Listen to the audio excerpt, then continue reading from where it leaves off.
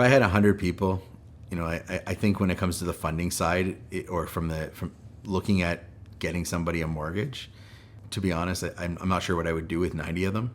I believe the technology is here today to actually automate so many of those processes. And then you keep those 10 people as your fact checkers, the humans in the loop in the process that give you the confidence to actually fund the loan without having to do all the manual processes. And I think,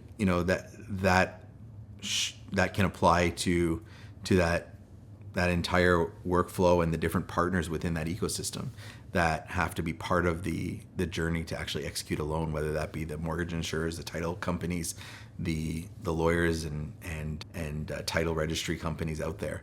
That if everyone had their one super user that their job was to confirm yes or no based on the data coming out, that this is a very fast process. We would aim to eliminate the friction in the process of funding a loan, and that's it's actually a reduction in headcount. So again, it's not the 100 people; it's probably 10.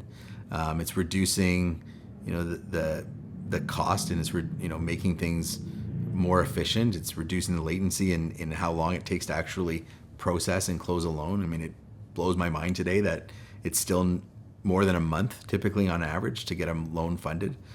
Should be, in my opinion, days and probably minutes eventually.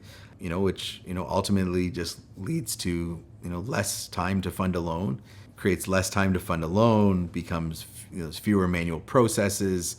That's the big winner for originating loans, specifically when banks are looking at about how they can grow their bottom line. If they could find a way to expedite the origination process and automate some of these workflows and reduce their headcounts, they will drive margins up, which ultimately makes this a better experience for everyone in that mortgage ecosystem.